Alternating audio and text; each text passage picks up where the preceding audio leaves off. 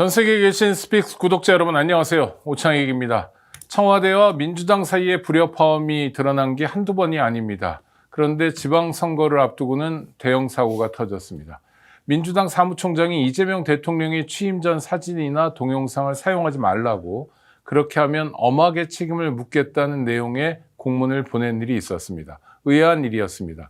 그때도 논란이 일었고, 그러자 민주당 지도부는 대통령의 뜻이 그랬다고 했습니다. 그렇지만 대통령은 자신의 사진이나 동영상을 쓰지 말라고 한 적이 없었다는 것이 공식적으로 청와대 발표로 확인되었습니다. 이건 희한한 일입니다. 청와대 안에도 책임을 져야 할 사람이 있을 것 같고 당에도 책임져야 할 사람이 있을 것 같습니다. 집권 초기에 이렇게 반복적으로 분란이 생긴다면 이건 심각한 상황입니다. 바로 잡아야 합니다. 정치를 보는 눈 마키아벨리, 스픽스가 보내드리는 격조 높은 정치 토크쇼 마키아벨리. 오늘도 최고의 전문가와 함께 정치권 이슈 살펴보겠습니다. 정치평론의 최고봉 박진영 평론가 모셨습니다. 어서 오십시오. 네, 안녕하세요. 박진영입니다. 네. 약간 문제가 있는 건 맞죠? 청와대하고 민주당 사이. 아니, 왜냐하면 이게 하나의 사건이 아니라 네네. 계속 반복인데 어떤 건 오해인가? 어떤 건 뭐 소통 부족인가 하는데 계속 나오면 이건 네. 문제잖아요. 저는 일단 실력 부족으로 생긴 오해다. 실력 부족. 네. 네, 이 말씀 와. 드리고 싶은데요. 갈라치기 좋아하시는 분들은 네네. 그런 이야기 하잖아요. 정청래 대표가 지방선거에 공을 독식하기 위해서 네. 이재명 대통령이 의도적으로 빠지는 프레임을 만들었다. 끼지 뭐 못하게 이렇게, 한다. 네, 이렇게 네네. 이야기를 하는데 그건 말이 안 되죠. 아무리 당 지지도가 높더라도 대통령 지지도가 더 월등하게 높습니다. 그렇죠. 그런 상황에서 대통령을 제치고 여당 대표가 자기 얼굴로 선거한다. 이거는 말이 안 되는 설정이고요. 표가 안 나오죠. 네, 표가 안 나오는 네네. 게 아니라 정답이고요.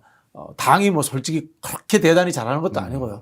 국민의힘이 워낙 죽을 쓰기 때문에 생기는 반사 현상인데 대통령 얼굴로 선거 치를 수밖에 없죠. 네. 그러면 이 상황이 어떻게 되느냐. 제가 취재한 바를 좀 다시 네네. 말씀을 드리겠습니다.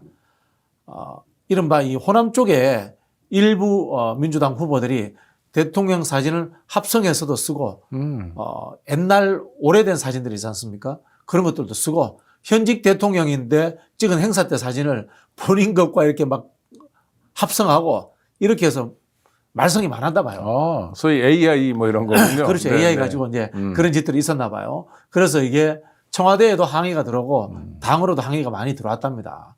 그러다 보니까 청와대 쪽에서 이런 사람들 자꾸 쓰는데 어떻게 해야 되나, 당에서 단속해야 되는 거 아니냐, 뭐 이런 이야기도 있었나 봐요. 그 이야기를 듣고 당이 그럼 이걸 단속을 해야 되는데 어떻게 하지? 그러다가 갑자기 뜬금없이 이런 거 하지 말라라고 대통령 사진 쓰지 말라고 공문을 내려보내버린 거예요. 네네. 이제 이게 제일 잘못한 거예요. 제가 봤을 때는 제일 잘못됐는데 저도 실무자로 근무해보고 지방선거 제가 책임자도 실무 책임자도 해봤습니다. 네네. 지금 충남도지사 후보로 나간 양승조 의원이 과거에 지방선거 기획단장 하실 때 2014년도죠. 그때 제가 이제 실무총괄을 했거든요. 그때 이재명 대통령이 성남시장으로서 저희한테 심사받으신 분이에요. 네네, 그랬죠. 네. 1등 했습니다. 그랬습니까? 민주당 단체장 중에 1등 했습니다. 심사했어요? 예, 상상을 초월하는 압도적 1등 했습니다. 네. 1등 기억하기로 이재명, 2등 강동구청장 했던 이해식. 네네. 제가 그렇게 1, 2등만 기억하고 있습니다. 네. 원래 그러면 돼요. 네네네. 3등도 경기도 어디였는데. 네네. 네, 그랬던 기억이 나는데, 이런 일들이 있으면 어떻게 처리하냐면요. 당회자한테 전화를 합니다.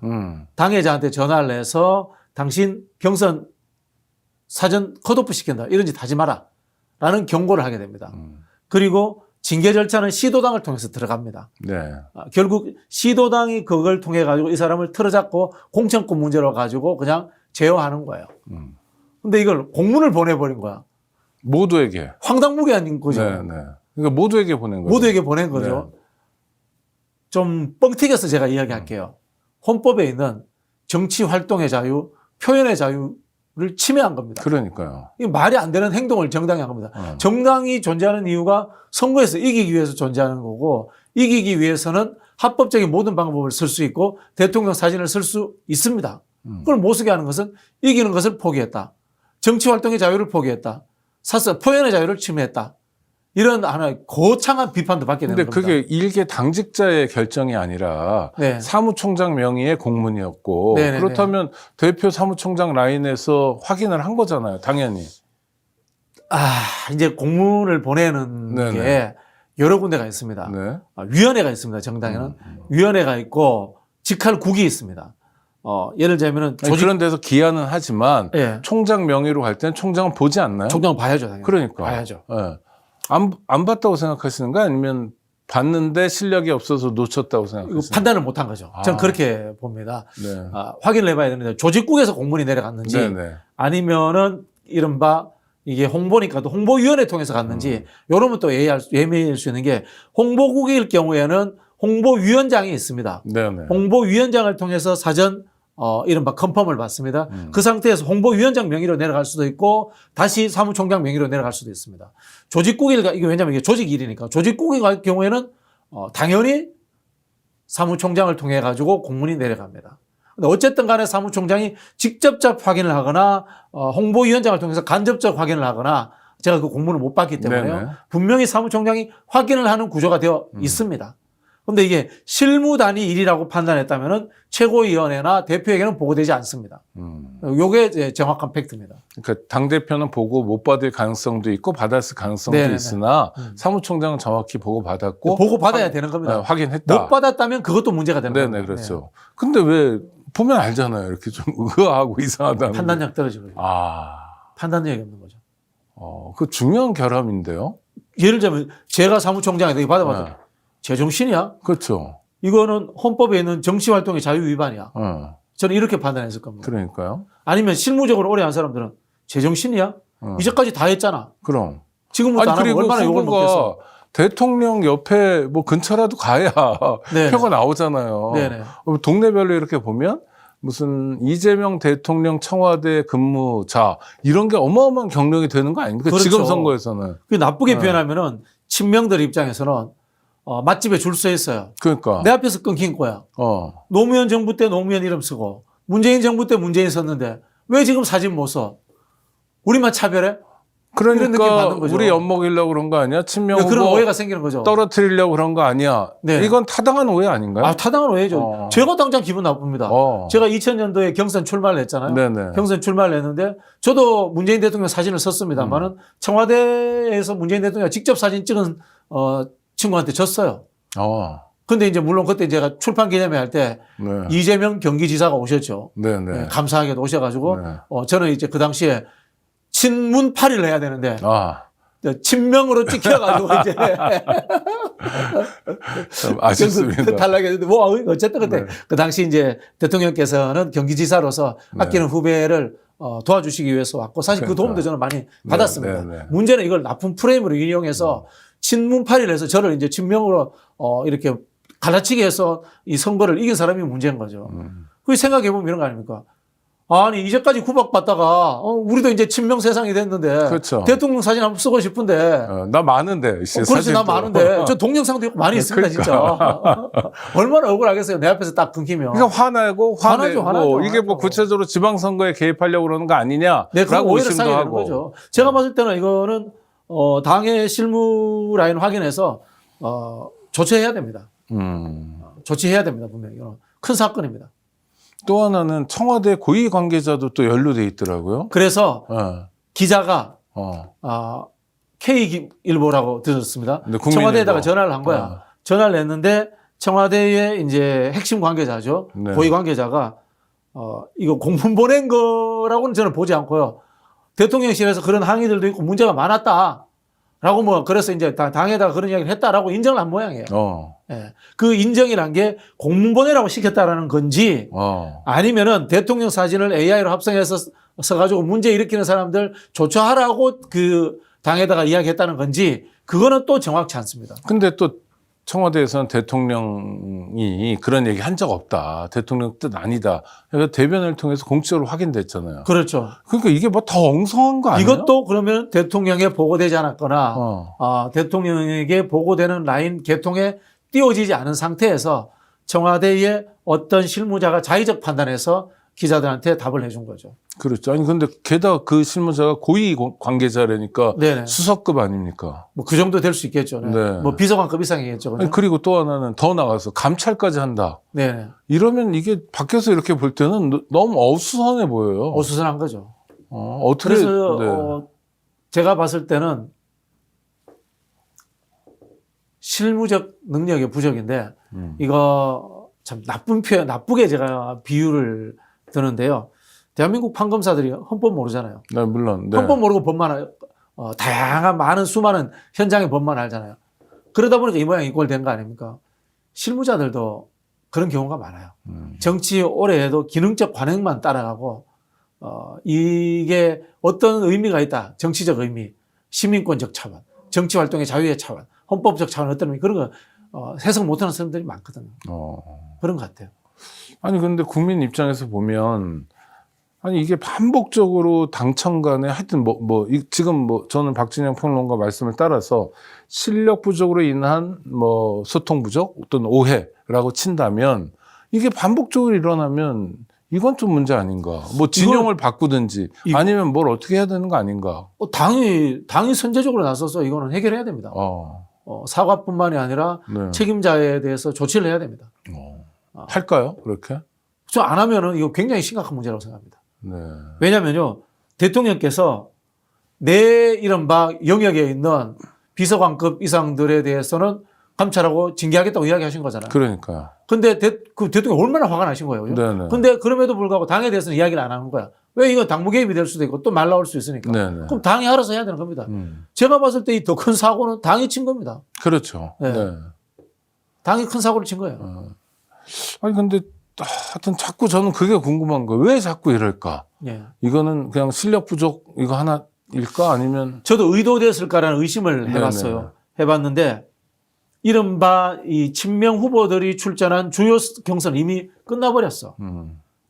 예를 들면 경기도지사 예, 같은 경기도 거가 같은 경우에. 끝나기 전에 공문이 나왔고 그래서 네. 한준호는 좀 피해를 봤다 이런 얘기도 있잖아요. 그걸 못 써먹었지 한준호는 네, 사실 네, 네. 결선을 갔더라면은 한준호 의원이 이걸 써먹을 기회가 생겼고 대통령 사진을 써먹을 기회가 생겼고 네, 더 네. 논란이 진짜 개파 갈등으로 증폭됐겠죠. 네. 근데 결선을 못 가시는 바람에 그 논란은 이제 줄어들었습니다만은 어쨌든 제가 봤을 때는 이거는 당이 굉장히 위기로 받아들여야 됩니다. 정당을 이렇게도 표현합니다. 행정 조직으로서의 정당.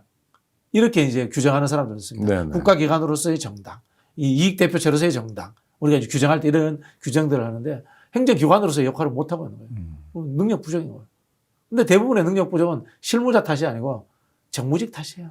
의원급들. 예. 네. 그 솔직히 말씀드려서 이러면 또 저를 또 어떻게 구세대 이렇게 이야기하는데 관료 또는 총학생회장 한 사람들은 다 이미 퇴조해가지고 정치권에 별로 없는 거야. 네. 기본적으로 이 사람들 행정 절차를 해본 경험이 있어요. 제야단체 했던 사람들, 시민단체 해본 사람들. 근데 뜬금없는 전문직들 지금 국회 수없이 들어와 있잖아요. 네. 해본 적이 없는 거야. 그 당무를 어떻게 할 줄 알겠어요. 이런 일들이 벌어지는 거예요. 아이고 걱정이네요. 근데 그러면 하여튼 책임지고 재발 방지 약속을 하고 관련된 사람은 좀 징계도 문책해야죠. 하고 문책하고 바꿔야죠. 라인에서 빼고 네, 좀 바꾸고 바꿔야 된다고. 그러면 괜찮아질까요? 아니면 그게 이제 조금 나아진다? 그게 네. 조금 나아지고 당정협의의 구조를 바꿔야죠. 네.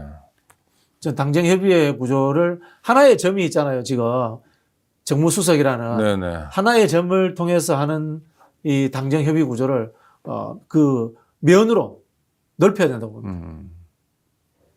그리고 당정협의도 고위 당정협의 그래서 총리랑 네네네. 당대표랑 네네. 비서실장 이런 급도 만나고 또 좀 실무적으로는 이제 수석급에서 만나고 이런 거 아닙니까? 그렇죠. 그거 말고도 더 많은 접점이 있어야 더 된다. 많은 면을 넓혀야 된다고 네, 봅니다. 또 더 일상적이어야 된다. 네네네. 네.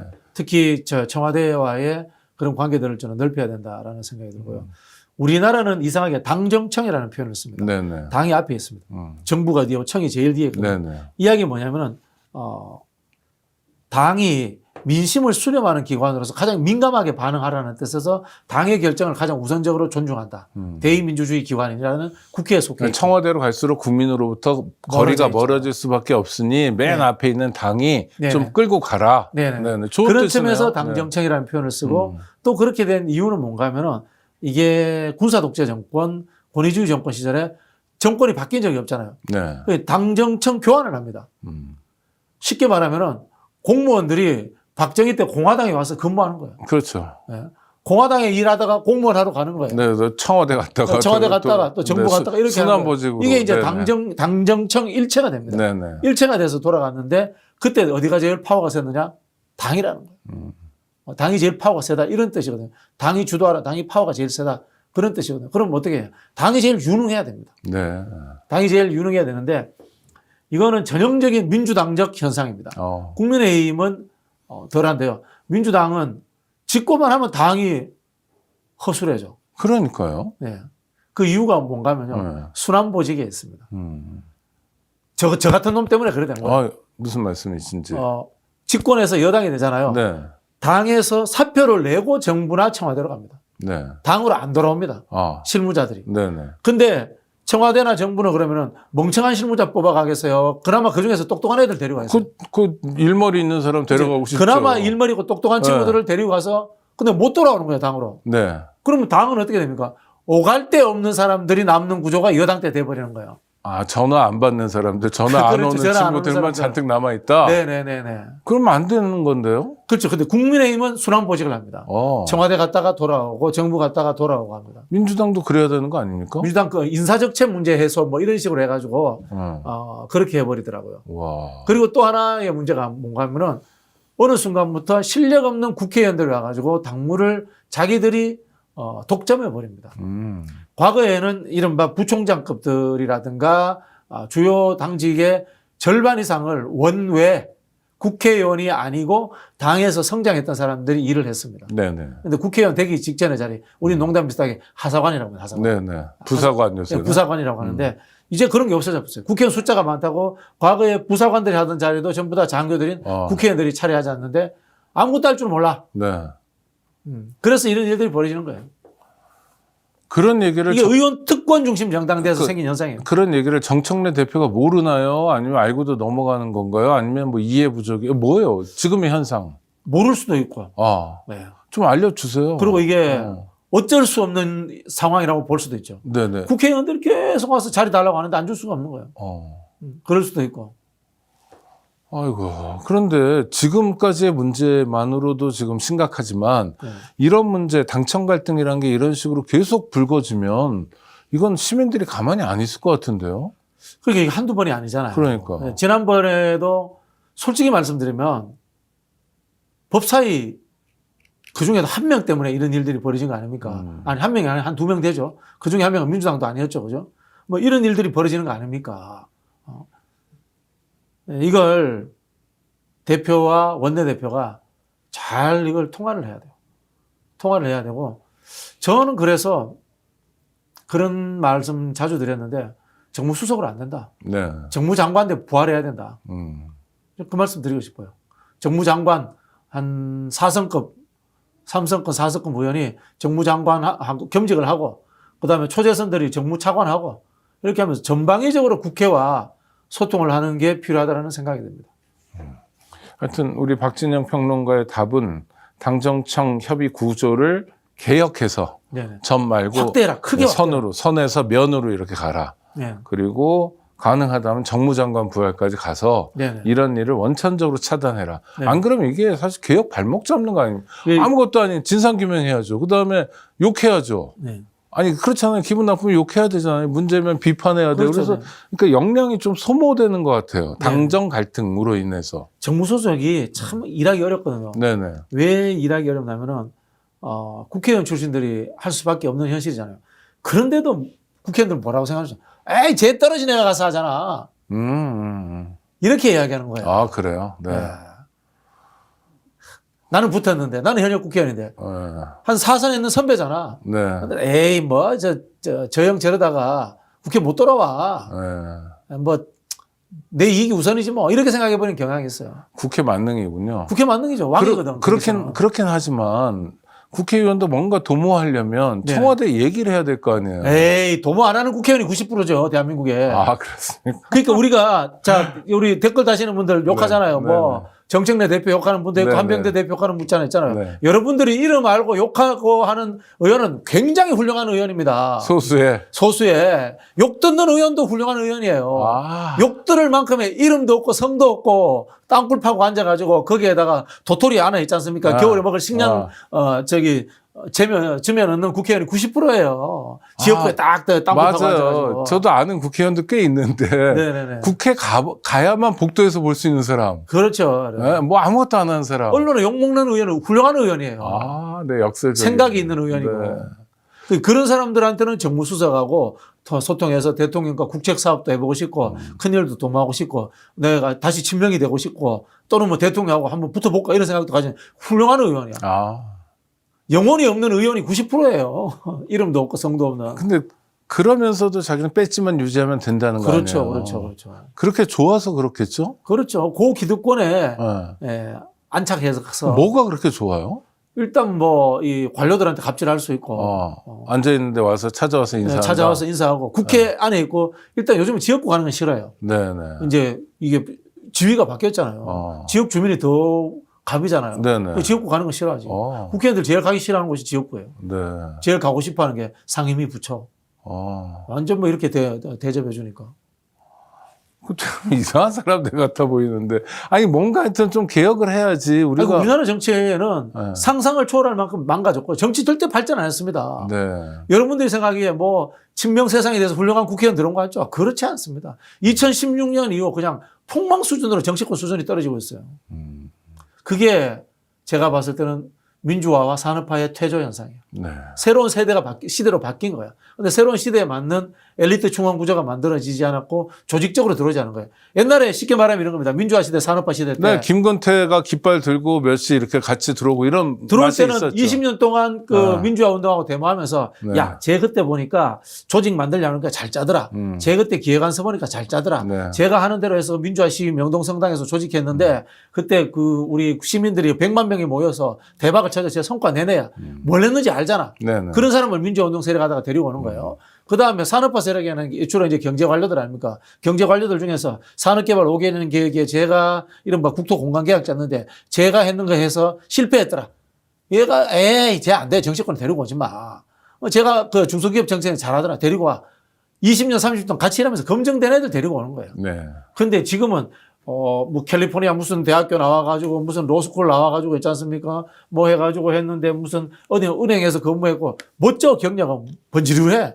근데 같이 근무를 안 해봤기 때문에 인성이 어떤지도 모르고 이 사람이 가지고 있는 정치적 철학이 뭔지도 모르고 그리고 데려다 놨다니까 민주당 와서 공천 받았다가 마포 가부로 튀어가버려. 조정은처럼 튀어가기도 하고 정체불명의 경력 관리만 예쁘게 된 사람들이 국회에 오는 거예요. 그래 일을 잘할 수가 없지. 아니 근데 그런 사람들을 공천을 안 주면 되잖아요. 그게 예뻐 보이는 거예요. 아. 예뻐 보이는 거. 이벤트 하기 좋고 스토리 좋고 스토리 공천 아닙니까 솔직히. 저는 그런 생각입니다. 그 정치권에서요 상임위 한 4년만 하면은 뭐 저기 무슨 요즘 무슨 AI 또 뭐죠? 뭐 이상한 거 하잖아요. 뭐 그런 거 하잖아요. 더 많이 합니다. 네. 전문가의 영역은 요만큼이고요. 이걸 해결하기 위해서는 수백 개의 기관들과 정치적 판단, 인허가 문제, 예산 문제가 다 들어있습니다. 이런 걸 보편적으로 공부한 사람들이 잘하는 거예요. 그게 사실은 관료가 기본빵 하는 거예요. 잘하지는 못하더라도 관료를 국회의원 시키려면 못할 일은 없는 거예요.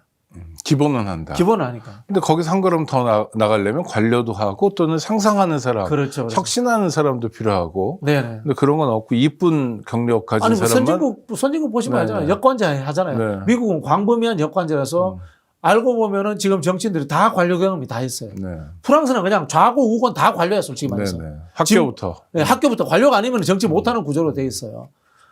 독일은 다르죠. 독일은 정당이 관료제와 똑같은 취급을 받아요. 네네. 어릴 때부터 정당에서 관료제 훈련을 시켜요. 이 정치 선진국들의 방식을 보면 관료적 훈련을 받은 사람들이 출세하는 구조로 되어 있는데 우리는 그렇지 않죠. 그래서 저는 제발 전문가 좀 데리고 오지 마세요. 라는 말씀드리고 있어요. 조직에서 훈련되지 않은 사람 데리고 오지 마세요. 전문가를 굳이 데려오려면 정치 전문가를 데려와라. 아, 그렇죠. 정당에서 잔뼈가 굵은. 그렇죠, 그렇죠. 네. 네. 아유, 그래도 요번에 정무비서관으로 정우로 의원이 의원직도 네. 포기하고 갔는데 평가할 만하다 이런 얘기들이 많은데. 깜짝 놀랐습니다. 네. 제가 이제 전화를 드렸죠. 물론 뭐 사석에서 의로야 그랬겠지만. 네. 전화를 드렸죠. 그래서 네. 야, 대단한 결단하셨습니다. 네. 국회의원 배지를 떼고 비서관으로 간다는 게 그게 쉽지 않은 일인데 어떻게 그런 결정을 하세요? 그러니까 자기는 어차피 이재명 정부의 성공이 자기의 단기적인 인생에 있어서의 중요한 과제고 목표다. 그리고 선출직을 할 기회는 다시 오지만 이재명 정부는 다시 오지 않는다. 이걸 무조건 성공시켜야 된다는 소명의식을 갖고 있다. 그렇게 이야기했습니다. 말을 예쁘게 하시네요, 정우로 비서관이. 예, 제가 울 뻔했습니다. 네. 그러니까, 아이고. 근데 그런 사람을 보고 보통 애국자라고 그러는데 애국자죠. 네. 애국자가 많지는 않아요. 애국 예당이죠. 왜냐하면 정우로는 정당에서 15년 근무했기 때문에 당과 정권이라는 것이 자기 몸에서 일체화되어 있는 거예요. 정우로라는 그 비서관 자체가 민주당인 거예요. 네. 아니, 그러니까 그런 분, 그 태도, 네. 뭐 자세, 이런 게 그냥 한마디로 얘기하면 애국자인데 네. 문제는 그냥 애국자가 많지는 않아요. 많지 않죠. 알겠습니다. 하여튼 우리 박진영 평론가의 안내를 따라 한번 가보면 좋을 것 같고, 추미애 의원이 민주당 경기도지사 후보가 됐는데 많은 분들이 그래도 결선에서 붙는 거 아니냐 했는데 결선 없이 단박에 끝냈어요. 그러니까 제가 봤을 때는 이른바 이 정치적 그 지위, 네. 위치의 차이와 인지도, 그다음 뭐 여성 가산점도 작동했을 겁니다. 네. 여성 가산점은 없애야 돼요. 네. 뭐 4선, 5선 했었는데 무슨 여성 가산점을 줍니까? 그거는 좀 문제가 있었다고 보고. 가산점이 10%죠. 예. 10%를 빼더라도 많이 앞선 거 아닙니까? 뭐 저는 그렇게 알고 있습니다. 그렇죠. 알고 있는데 결국은 이른바 정치적 급의 차이와 인지도의 차이입니다. 역시 정치는 급이군요. 네네네. 그러면 김동연 지사는 현역인데 네. 그 경기도지사에 도전하는 현역이니까 인지도와 급도 상당히 되죠. 높은데 이제 정치적 포지셔닝을 반명으로서 만들어져 있기 때문에 네. 그걸 극복 못한 거죠. 4년 동안 정책 집행은 열심히 했는지 모르겠지만 네. 이 경기도지사가 행정가면서 정치인이잖아요. 그렇죠. 정치인으로서는 낙제였던 거죠. 행정가로서는 뭐 제가 평가할 수는 없겠습니다. 네네. 잘한 일도 있고. 네. 한준호 의원이 약진하지 못한 까닭은 뭘까요? 역시 체급의 문제인가요? 체급의 문제죠. 네. 체급의 문제고 인지도의 문제입니다. 네. 많은 분들이 그런 이야기합니다. 당원들은 한준호 다 아는데. 네. 근데 그 잘생긴 젊은 정치인 한준호와 경기도지사로서 될 만한 한준호는 다른 인지도입니다. 그럼 범주가 다른 인지도. 그런 방법이 없네요. 그러니까 한준호 의원도 만약 경기도지사를 진짜 하고 싶으면 다음에 또 나오고 안 되면 그 다음에 또 나오고 당대표도 한번 출마하고. 네, 이러면서 체급을 키우는 방법밖에 없다. 그리고 늘 거시적인 정치 아젠다나 경제 아젠다를 던지는 그런 유의 정치인이 돼 있어야 돼요. 추미애 의원은 검찰 개혁이라든가 사법개혁이라든가 국가적 아젠다를 가지고 싸워왔던 분입니다. 네네. 그것 때문에 손해도 봤어요. 비호감도도 생겼지만 어쨌든 국가적 아젠다를 다룬 경륜이 있는 사람이라는 것이 만들어져 있기 때문에 쉽게 이렇게 통과를 한 거죠. 당대표 경력도 마찬가지고요. 그러나 이제 사실 걱정은 됩니다. 왜냐하면 네. 이분도 민생경제를 해보신 경력이 그러니까 부족하잖아요. 토론 때 보면 좀 네. 처지고 그랬는데 네네. 그런데도 결과는 압도적 그렇죠. 추미애. 이거는 그러면은 간단합니다. 뭐 제가 봤을 때 도지사 되신 분 뭐 공부하러 이야기는 할 수는 없고 네네. 그런 일을 잘하는 정치인을 쓰세요. 네. 제가 하나 조언해 드릴게요. 네. 제가 만든 조례가 있습니다. 지역혁신협의회라고. 네네. 뭐 이제 시도에 의무적으로 하게 돼 있는데 우리나라 시도 공무원들이 이걸 오용해 가지고 지방자치 행정조직으로 변질시켜 놨어요. 경제조직입니다. 산업경제 전문가와 그다음에 관료들과 정치인들이 섞여서 거버넌스를 만드는 협의회입니다. 이게 이제 유럽에서 나온 지역 혁신 체계 모델이라고 합니다. 노사정 협의회 확대판 말씀드립니다. 노사정 협의회는 임금 조정하고 갈등 조정만 하는데 지역 혁신 협의회는 중장기 경제 계획을 세웁니다. 그리고 참여하는 멤버도 다르겠네요. 자영업자 소상공인도 대표도 들어오고 학교 대표도 들어오고 일반 그리고 시민들도. 더 좋은 거는 여기에 이른바 중앙정부의 브랜치 조직이 들어오도록 의무화시켜 놨습니다. 네네. 쉽게 말하면은 경기도에 있는 중앙정부의 국토부 관리청도 여기 들어와야 됩니다. 네네. 중앙정부에 있는 산업부 테크노파크 단장도 여기에 들어와야 됩니다. 의무적으로. 이 중앙정부 조직을 지자체에서 쓸 수 있도록 제가 그 짜놨거든요. 네. 요거 활용하셔가지고 지역에 있는 경제 주체들을 가지고 거시경제 계획을 짜는 거 한번 해주시면 좋겠어요. 아, 알겠습니다. 아주 쏠쏠한 정보까지 주셔서 고맙고요. 충청북도 신용환 후보가 됐어요. 깜짝 놀랐습니다. 네. 아, 깜짝 놀랄 일입니까? 왜냐면 상대가 거물이잖아요. 그러니까 깜짝 놀랐죠. 노영민. 그리고 네. 또 이른바 이분은 유이재명 아닙니까? 네. 건너오신 분. 네네. 그런데도 이제 된 거죠. 이건 뭐예요? 승리의 비결은 뭐예요? 충북에 인물이 없는 거죠. 아, 뭐 진짜 신영환 교수님 저하고 아주 친합니다. 네, 제가 네, 네. 좋아하고 존경하는 네, 분인데 제가 그 청주 출신에서 경선했으면 제가 이겼을 거예요. 신영환 교수님. 네네. 왜냐하면 제가 이 당에서 뿌리가 훨씬 더 네네. 깊잖아요. 저는 또 유이재명도 아니고 네.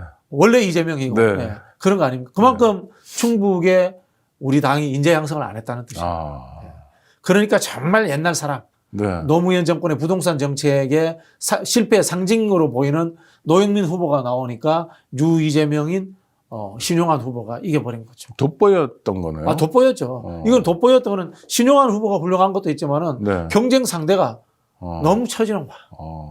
그런 거죠. 네. 야, 부럽습니다. 왜 부럽습니까? 고양이. 고향이 부럽습니다. 그러니까 지금 민주당 또는 시민들 사이에서 일종의 문재인 정권 심판론 같은 게 있고 우리 지지자들 사이에서 그게 네. 주요했다 이런 건가요? 그런 부분도 있었겠죠. 네, 알겠습니다. 누군가는 책임을 져야 되는데 뭐 대통령을 잘못 보좌한 비서실장도 책임 아닙니까? 네네. 근데 정치적 아까 체급을 저는 그래서 다른 사례가 되는데 네. 추미애 의원 같은 경우에 체급 때문에 이겼다라고 설명이 되는 케이스인데 네. 여기는 체급은 그러니까요. 남다른데 체급 때문에 오히려 심판받은 측면도 있고 체급이 아니죠. 여기는 체급이 아니라 체급은 인정할 만하잖아요. 주중대사도 했고 뭐 대통령 비서실장도 근데 했으니까. 이거는 추미애 의원한테 욕이 됩니다. 이렇게 같이 그렇습니까? 비교하면. 그렇습니까? 추미애 의원하고 네. 노영민 실장을 비교하면 체급은 비슷합니다만 네네네. 이런 거 아닙니까? 이 몇백 년 된 고목나무가 있어. 근데 하나는 고목나무가 아직도 잎을 잘 피워. 네, 꽃도 피고. 근데 하나는 속이 다 썩었어. 네네네. 그런 거 아니겠습니까? 네. 알겠습니다. 그래서 하여튼 이게 재밌는 모델 같아요. 네네네. 그러니까 체급이 중요한데 체급이 전부는 아니다. 그렇죠. 네. 체급이 꽃 피울 때 체급이고 체급이 어디 서 있느냐에 따라 다르고 그렇죠. 네. 이런 거여서 아니 정치하는 분들이 우리 박진영 평론가 말씀 잘 들었으면 좋겠어요. 체급만으로 되지 않는다. 그 썩은 고목나무가 되면 안 되는 거예요. 저는 연세 많은 80이라도 개혁 성향을 가지고 일하면 된다고 봅니다. 버니 샌더스 80이잖아요. 개혁 미국 최고의 민주당 내 개혁 네, 아니 우리 박지원 의원도 열심히 다니시더라고요. 박지원 의원도 열심히 하잖아요. 네. 저는 박지원 의원 보고 누가 구태라고 박지원이 무언 구태야. 네. 당신 박지원만큼 일해? 이런 이야기 하고 싶어요. 건강 관리도 잘하면서. 그렇죠. 네. 네, 박지원 의원님이 문제는 있습니다. 네. 저한테 밥 한 번 안 사시더라고요. 그래요? 그 문제네요. 정말 제 도움 많이 받으셨어요. 네. 상상을 초월하는 도움 받으셨는데 아시는지 모르시는지 모르겠지만 밥 한 번 안 사시더라고요. 네. 연락 올 겁니다. 네, 이제. 네, 네. 서울 경선 뜨겁네요. 네네. 근데 저희가 사실 방송하는 시간하고 이게 나가는 시간하고 약간 시차가 있어서 맞출까 못 맞출까 모르겠는데 어떻게 보십니까? 그냥 정원으로 될 것 같아요. 그렇습니까? 네. 이제서야 이야기하는데 네. 자, 경선의 3대 원칙이라는 게 있습니다. 네. 첫 번째, 당내 이데올로기가 강한 사람이 유리하다. 네. 두 번째, 초반 결정 구조. 세 번째, 언론의 또는 당원들의 기대 게임, 예측 게임에 부응해야 된다. 그런 이야기를 합니다. 첫 번째, 당내 이데올로기가 강한 사람이 유리하다는 이야기입니다. 진보 정당에서는 좀 더 진보적 입장에 있는 사람, 네. 보수 정당에서는 좀 더 보수적 입장을 가진 사람이 유리하다는 겁니다. 추미애 의원이 강성개혁파 입장으로 가는 이유가 그겁니다. 왜? 당내 경선은 의무적으로 투표하러 가는 날이 아니잖아요. 그렇죠. 그렇기 때문에 하고 싶은 사람만 하는 거야. 그러니까 열성이 강한 사람들이 당내 경선에 참여하거든요. 강성 지지층을 확보한 사람이 유리한 거예요. 그래서 진보 정당에서는 진보 정당 사람, 보수 정당에서는 좀 더 보수 정당이 유리하다. 이게 당내 이데올로기가 강한 사람이 유리하다. 네. 두 번째 초반 결정 구조라는 거는 밴드웨건하고 같은 겁니다. 초반에 선두로 치고 나가버리면 누구나 1등으로 봐줍니다. 우리 이 정치적 현상을 보는 것 중에 두 가지를 보통 이야기합니다. 밴드웨건 현상, 언더독 현상이라고 이야기했습니다. 밴드웨건은 밴드, 브라스 밴드가 뚱땅뚱땅 치고 네네. 나가면은 사람들이 거기에 대해서 시선이 끌려서 따라와 준다라는 뜻이고요. 언더독 현상은 밑에 깔린 개를 응원해 준다라는 이야기입니다. 근데 어느 게 주류적 현상일까요? 밴드웨건입니다. 아, 그럼요. 사람은 이기는 편에 네네. 서지 지는 편에 서가지고 같이 고생하기를 원하지 않습니다. 인간은 이기적입니다. 그럼 뭐냐? 초반에 선두로 치고 나가고 초반에 강한 이슈를 던지면은 그걸 가지고 주도해서 끝납니다. 그래서 미국에는 순회 경선 하잖아요. 뉴햄프셔나 아이오와 코카스에 인구가 2% 3%밖에 안 돼요. 네네. 근데 1년에 3분의 1을 거기 가서 투자해요. 왜? 거기 가서 1등 해버리면 전국 언론을 타고 돈도 제일 많이 모이고 당원들의 주목을 받아서 밴드웨건 현상으로 끝나버리거든. 이게 이제 초반 결정구죠. 프런트 로딩이라고 이야기를 합니다. 그리고 세 번째가 앞서 말했던 익스펙테이션 게임인데 이건 뭔가 하면 기대하는 걸 해줘야 돼. 이때 제가 자주 이야기하는 얘가 싸구려 컨설팅 업체 가지 마라. 네네. 저한테 오든지 아니면은 민주당의 전략국에 근무하는 후배들한테 가서 조언받아요. 걔들이 최고의 전문가입니다. 컨설턴트들이 이런 이야기를 합니다. 아니, 오창익 국장님은 지금 얼굴색이 검고 하니까 그거 바꿔야 됩니다. 오창익 국장님은 장동건처럼 잘생기지고 세련돼서 해야 됩니다. 그래야지만이 오창익 국장님이 후보가 될 수 있습니다. 이런 이야기하고. 성형하면 못 알아볼 텐데. 불가능한 이야기를 가르치는 거야. 네. 그게 안 되는 거예요. 네. 그게 뭐냐. 정치는 하던 대로 하는 겁니다. 오창익 국장님은 지금 외모가 푸근하시니까 좀 네. 더 푸근해 주시고 네. 안경도 더 두꺼운 거 끼시고 그렇게 해서 본인의 장점을 극대화시키십시오. 이장격단이라고 합니다. 장점을 극대화시켜서 단점을 극복해야지 단점은 쉽게 그것만으로 극복되지 않습니다. 근데 컨설턴트들 대부분 오면 후보의 문제점부터 지적하거든요. 네. 그거 아닙니다. 후보의 장점을 이야기를 해야 됩니다. 사람은 변하지 않습니다. 그리고 예를 들자면 사람 갑자기 있지 않습니까? 추미애 후보가 나는 이 검찰개혁 강하게 안 할 거야. 그러면 표가 올 것 같죠. 유연해져서. 안 옵니다. 사람들은 추미애한테 기대하는 게 있습니다. 네네. 이게 익스펙테이션 게임이랍니다. 추미애가 기대하는 것을 계속 해줘야 되는 거예요. 그러면은 한준호한테 기대하는 게 있습니다. 네. 한준호는 뭐 젊은 정치, 깨끗한 정치 이런 이야기를 그거 해줘야 되는 거예요. 김동연한테 기대하는 게 있습니다. 유능한 뭐 경제적 관료 이런 거 해줘야 되는 겁니다. 그거 안 해주면은 자기의 아이덴티티도 무너지고 영린 현상이 일어나서 오히려 무너지는 겁니다. 이걸 이른바 익스펙테이션 게임에 부응해야 되는 겁니다. 근데 서울 경선은 어떤 의미일까요? 똑같습니다. 정원은 나는 구청장 출신이야. 이거 계속 강조하고 가는 겁니다. 강조하고 가야 되는 겁니다. 그럼 뭐냐? 나머지 분들은 이미 PI에 실패하신 거예요. 폴리티컬 아이덴티티 형성을 못 하신 거예요. 정성호는 정원호는 폴리티컬 아이덴티티가 돼 있어요. 이재명과 같은 단체장 출신이라고 폴리티컬 아이덴티티가 만들어졌어. 박주민은 뭔데? 저도 엄청 보태줬잖아요. 유능한 국회의원이었고 뭐 했잖아요. 네네. 근데 이게 제가 했던 이야기는 추상적인 단어에 불과한 거야. 유능한 협력가. 유능한 협력가가 서울에서 빌딩으로 만들어져서 보입니까? 유능한 협력가가 서치라이즈를 사가 빛으로 비춰줍니까? 아닙니다. 상징 조작이 돼야 되는 거거든요. 상징 조작이 없는 거예요. 이명박의 버스 전용 차선 그렇죠. 같은 그렇죠. 거. 청계천이 없는 거야. 네, 이걸 정원은 내가 있는 거야. 성수동 거리. 네. 성수동 그 논란이 있든 없든 논란이 돼도 손해는 아니겠네요. 있는 거죠. 이야기가 자꾸 나오니까. 그런 거죠. 네. 그래서 거기서 실패한 거예요. 네. 폴리티컬 아이덴티티를 못 만들어낸 거예요. 폴리티컬 아이덴티티는 결국 상징 조작입니다. 근데 서울시장이란 자리가 행정가의 자리이기도 하지만 정치인의 자리이기 때문에 박원순 전 시장에 대한 평가나 이런 거 보면 정원호가 좀 부족하다. 뭐 이런 지적도 있어요. 걱정이다. 그렇죠. 정원호 후보가 가지지 못한 걸 박주민 후보가 갖고 있었잖아요. 네. 그럼 못 만들어낸 거예요, 자기가. 자기 장점을 발현시키지 못한 거예요. 네네. 그래서 아까 말씀드린 초반 결정 구조에 의해서 끝나버렸다. 라는 말씀을 드리는 거고요. 아까 말씀드렸잖아요. 당내 이데올로기가 강한 사람이 유리하다. 네. 이재명처럼 구청장 했다는 것도 당내 이데올로기예요. 이것도 한편으로. 이재명이 돼버린 거네요. 이데올로기가 돼버린 이재명 거죠. 대통령 때문에. 그렇지. 이재명 대통령 때문에 그렇게 돼버린 거예요. 네. 그게 편성해서 간 거예요. 전현희 의원이 오히려 DDP 없애자 잘 던졌는데 끝까지 이슈로 물고 늘어지지를 못했어요. 제가 전현희 의원이었다면 그걸 던지면서 오세훈과 계속적으로 싸웠을 겁니다. 이슈는 많이 던질 필요 없습니다. 제가 이런 이야기 우리 광고에서 가면 이런 거 있잖아요. 2개 던져주잖아요. 사람을 하나도 못 받아요. 2개 던져주면. 수십 개 던지면 어떻게 받아요? 박주민 의원이 매일 다른 주제를 이야기하더라고. 박주민 의원이 무슨 이야기 했는지 몰라. 너무 많은 걸 이야기했습니다. 네네. 정원호는 구청장, 정원호는 성수동 하풀 그거 하나 던져준 거예요. 대중들은 그거 하나 받아가지고 딱 인지가 된 거예요. 거기서 경선은 끝나버린 거예요. 구청장, 단체장, 성남시장, 이재명, 그렇죠. 게임 셋. 네. 네. 이재명 픽 이거 하나로 끝나버린 거예요. 네네. 박주민 의원도 나중에 대통령이 칭찬해 줬어요. 근데 안 네. 되는 거예요. 이게. 아, 이 초반 결정 구조예요. 네, 알겠습니다. 좀 와서 좀 배우고 그러지 왜? 안 배워요. 제가 잘난 줄 알아요. 박주민이요? 아니, 다 모든 의원들이 다 그래. 자기들은 국회의원 됐고, 네. 쟤는 떨어졌기 때문에 쟤한테 배울 필요 없어. 이렇게 생각해요. 그거 아닌데, 네, 맞습니다. 아니, 그러니까 박주민이 오히려 그냥 계속 오세훈 얘기만 했다면. 그렇죠. 그럼 나서 아무 말도 안 하고. 그렇지. 오세훈 네, 이야기만 했더라고요. 네. 네. 그러면 오세훈하고 싸울 사람은 박주민이다라는 이미지가 형성되잖아요. 그렇죠. 그렇죠.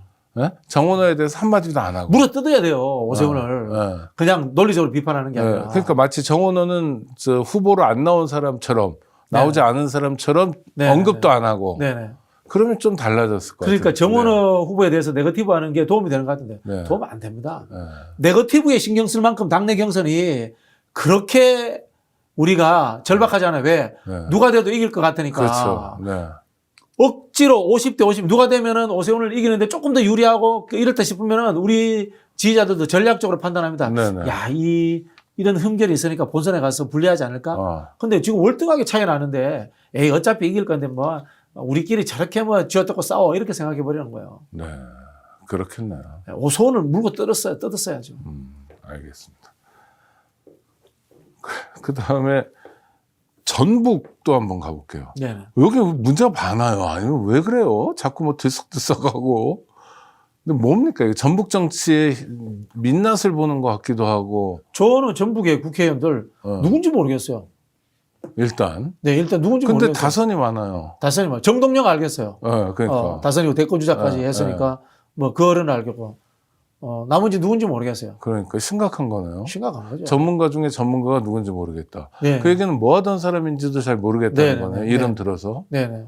근데 그런 사람들이 또 도지사 선거하는데 뭐 무슨 돈 봉투가 나오고 어쩌고저쩌고 뭐 밥값을 대줬니 안 대줬니 이러면 그러니까 이게 뭐 폐쇄성이에요. 중앙 중앙 정치에서 전북에 관심이 없는 거야. 네. 그래서 그 지역 출신의 어디 출세했던 사람이거나 네. 아니면 지역 토박이거나 이런 사람들끼리 뽑아서 후보 만들고 하니까 폐쇄성에 의해 가지고 그런 뭐라고 합니까 이 범죄 행위에 해당되는 것들도 인지하지 못하고 뭐 우리끼리 아는데 뭐 이렇게 꾸준히 해왔던 거예요. 대한민국에서 경선의 못된 방법은 다 전북에서 나온다는 이야기가 있었습니다. 네. 또 다른 경북 같네요. 뭐 경북이 전북 같고 이런 네, 거네요. 네, 그러니까 네. 고인물. 네, 고인물이죠. 자기들끼리 폐쇄되어 있기 네, 때문에. 고인물이죠. 심각하네요. 근데 그게 고이면 물도 따라 썩어 들어가는 거 아닙니까? 하여튼 그래가지고 네.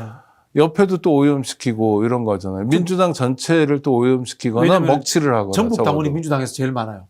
그렇습니까? 네. 전북 근데 도민들 생각하면 제가 눈물이 납니다. 그러니까요. 새만금이라는 게 1950년대에 나왔던 이야기고요. 새만금을 이제 대선 공약으로 해서 국책 사업한 게 노태우 때였습니다. 그러니까요. 노태우 때 그때 같이 공약했던 주택 200만 가지고 지금 헐어가지고 재개발해야 되는 세상. 그렇죠. 30년이 넘었으니까. 30년. 근데 새만금은 아직도 성과가 안 나와. 이게 뭐야 이게. 그리고도 전북 정치인들은 다 새만금이 꿈이고 어쩌고 새만금 타령만 하잖아요. 땅이 필요 없는 세상이 됐어요. 네. 새만금 만들어서 농사 짓자고 해서 시작을 했는데 네. 땅이 필요 없어서 헐어가지고 사실은 갯벌로 하는 게 이제 경제성이 더 나오는 그런 반대 세상이 돼버렸어요. 네. 전북 정치인들 뭐 했단 말이에요 진짜. 부끄러운 줄 알아요 전북 정치인들. 게다가 새만금 청장 했던 분은 금세 그만두셨대요. 할 말이 없습니다. 선거 나온다고? 네. 그 대통령 임명직 아닙니까? 그렇죠. 네. 그게 그 양반은 비례로 한번 했었던 분인데 네. 그게 이제 전북 정치의 지금 낙후성을 보여주는 거네요. 그렇죠. 저는 개인적으로 이제 뭐 다 아는 다 아는 사람들이지만. 사이고 그런데 이런 이야기도 또 드리고 싶어요. 비례했던 사람은 비례하고 자기 있던 곳으로 원래 가야 돼요. 정치권에 들어오는 진입 경로가 아니에요, 비례가. 네네. 요새는 어느 순간에 비례했다가 다 서울에 좋은 지역구 찾아서 아니면 호남에 좋은 지역구 찾아서 가는 이런 루트로 생각을 하더라고요. 잘못된 거예요.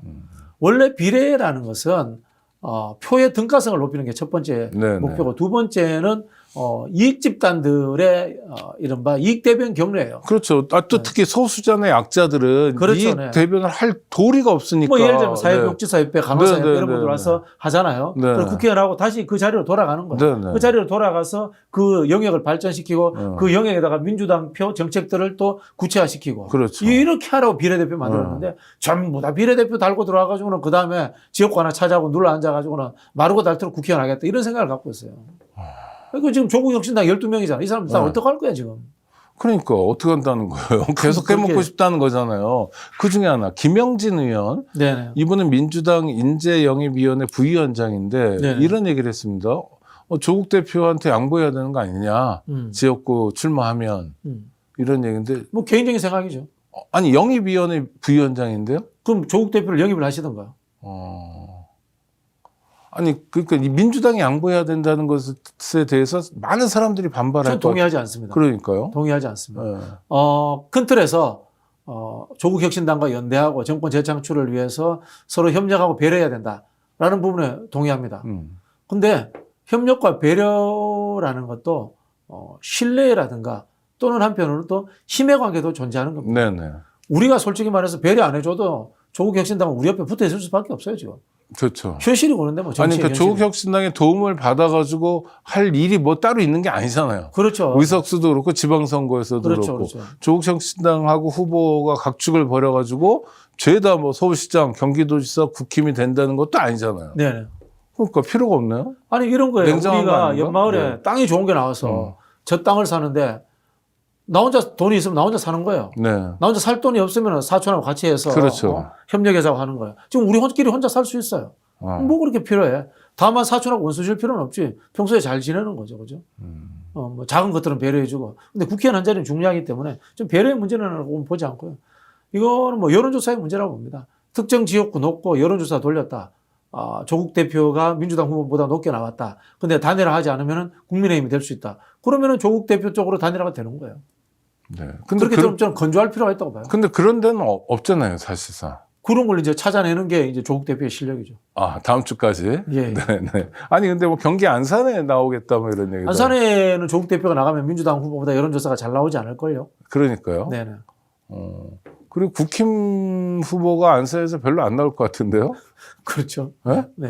그러니까. 안산은 3자구도 해도 민주당이 이길 것 같은데요. 그렇죠. 네. 하여튼. 근데 마치 무슨 맡겨놓은 뭐 짐을 찾는 것 같은 느낌. 민주당 일부도 무슨 당연히 아니 받아야 조국 될 대표가 청구서를 저희한테 받는. 네. 뭐 저기 짐을 맡겨놓은 적이 없어요. 네. 아니 근데 민주당 그 대통령이 사면해주면서 다 찾아가셨잖아요. 그러니까 민주당 의원 중에 일부든 하여튼 당직자는 왜 그런 얘기를 하냐 이런 게 의문이에요. 저는 선의라고 봐요. 선의. 선의에 연대해야 되고, 네네. 그 다음에 저기 뭡니까 정권 재창출을 위해서는 우리가 서로 갈등할 필요 없다라는 선의라고 저는 말씀을 드리고 싶어요. 점잖은. 특히 김영진 의원 같은 경우에는 네네. 김영진 의원이 뭐 친조국도 아니고 친문도 아니고 네. 친명이신데 네. 그렇게 이야기하는 없다고 보는데 근데 이게 또 섬세해야 되거든. 섬세해야 된다는 측면에서는 만약에 조국을 배려해주고 싶은 마음이 있더라도 저처럼 해줘야 돼요. 네. 조국 대표가 여론조사 이기는 곳에 나와서 민주당 후보하고 여론조사 이겨서 단일화해라. 그래야지 서로 욕 안 먹어요. 그럼 민주당 당원들도 마음에 안 내켜도 뭐 동의할 수밖에 없잖아요. 룰에 의해서 졌는데 어쩔 수 없잖아요. 그리고 또 그렇죠. 하나는 그래서 그럼 국힘 하나 넣는 게 좋니? 조국이 낫니? 그러면은 그렇죠. 아유 조국을 마음에 안 들어도 조국을 선택해야지 이렇게 되는 거잖아요. 그렇죠, 그렇죠. 그러니까 제가 자꾸 말씀드리는 게 이 섬세한 이 실무 경험이 있는 사람들을 써야 되는 거예요. 안 쓰니까 이른바 의도는 좋으나 악마는 디테일이 있다고. 네. 과정에서 덜 문제가 생겨요. 이거 아까 대통령실과 당의 공문 문제도 마찬가지입니다. 의도는 원래 대통령 파리를 AI를 활용해서 나쁘게 하는 사람들을 제어하자는 좋은 의도잖아요. 근데 이 악마는 디테일에 있다고 섬세한 테크닉이 없고 그 보편적 원리를 이해하지 못하니까 이런 사고가 난 거거든요. 정치라는 게 알고 보면 행정 절차 같은 거예요. 그렇죠. 제가 예전에 이제 실무자 오래 했잖아요. 뭐 부산에서 사무처장 할 때인데 그 대선 치르는데 그 현직 국회의원들이 와서 뭐 아이디어를 많이 내요. 이거 하자, 저거 하자, 이거 뭐 탈수고 합시다, 뭐 합시다 그러더라고요. 제가 맨날 했더니 이기는 선거에 뭐 좀 하지 맙시다, 제발. 괜히 하다가 사고 납니다. 그래서 제가 그 의원한테 물었어요. 의원님, 동네 투개표 참관인 다 했어요? 투개표 참관인 2바퀴 돌릴 준비돼 있어요? 거소투표 참관인 준비했어요? 뭔지도 몰라. 행정 절차가 뭔지도 모르면서 쓸데없는 아이디어 자꾸. 그래서 제가 아이디어가 나라를 망칩니다. 기본적인 제도와 시스템을 이해한 다음에 아이디어를 냈어요. 그런 이야기를 한 적이 있거든요. 그런 얘기를 많이 해서 박진영 평론가가 전 평가를 못 받는 것 같은데. 뭐 싫어하더라면 저는 뭐 제가 그 근데 역할을 필요하잖아요, 그게. 네, 필요하죠. 그 역할을 하라는 거잖아요. 네, 사무처장 자리는 그런 거 하라는 거잖아요. 네. 그러니까 박진영 평론가 얘기를 진짜 다 종합하면 사실은 대통령은 대통령 자리에서 대통령 역할을 하고 당대표는 당대표 자리에서 당대표 역할을 하고 이 역할만 충분히 숙지하고 인지한 상태에서 일머리 있는 상태에서 일을 해내면 국민이 참 편한 세상이 된다. 그렇죠. 우리 네. 경제도 이제 거시경제 하는 사람들은 기재부나 정책실에 가서 일하는 네, 거고 네. 미시하는 사람들은 산업부 가서 산업정책하고 국토 가서 공간개발하고 네. 이렇게 자기 영역이 있는 거거든요. 그렇게 하면 되는 거예요. 네, 알겠습니다. 들으신 바와 같습니다. 구독자 여러분 감사하고요. 스픽스 구독과 좋아요로 성원해 주시기 바랍니다. 박진영 평론가의 말씀을 따라가다 보면 대한민국 정치가 어디로 가야 될지도 알 수 있는 것 같습니다. 부디 당정 간의 갈등, 당청 간의 갈등이 정말 진짜 백의 갈등이 아니라 실력 부족으로 인한 오해나 소통 부족 선에서 잘 마무리됐으면 하는 마음 간절하고요. 다음에 또 구독자 여러분 찾아뵙도록 하겠습니다. 감사합니다. 여러분 고맙습니다. 감사합니다. 스픽스 이렇게 애청해 주셔서 큰 힘이 됩니다. 항상 여러분들의 격려, 응원 잊지 않겠습니다. 스픽스 구독, 좋아요로 더욱더 저희들에게 힘을 주십시오. 스픽스 구독, 좋아요.